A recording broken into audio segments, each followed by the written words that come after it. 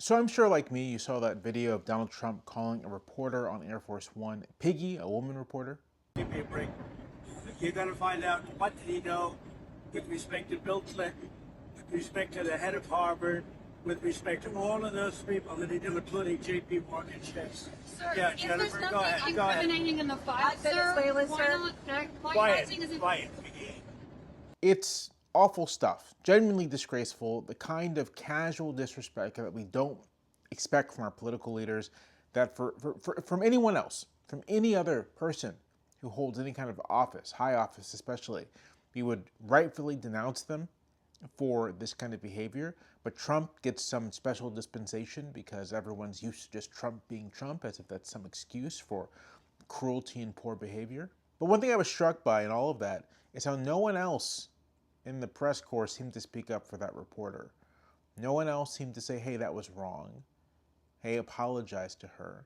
Like, the president is the president, sure, he has this office, but he's not some superior human being to you. The office deserves respect, but if the president is behaving disrespectfully, any of us has any right to say, hey, I think you should apologize.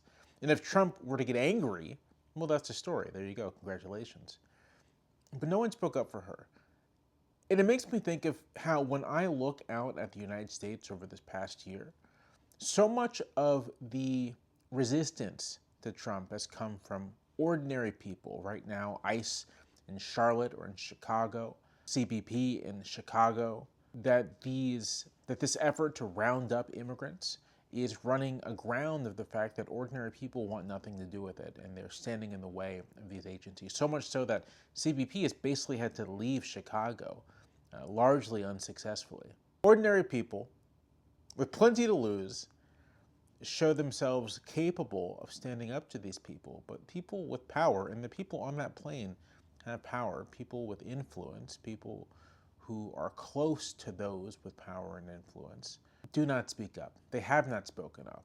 Years ago, I called Trump a stress test for our democracy, and I think it also goes for just our political, cultural, economic elites. He's put in stark relief the fact that we have a rotten class of people at the top who lack the desire or even wherewithal to stand up for themselves or for those they're supposed to be representing.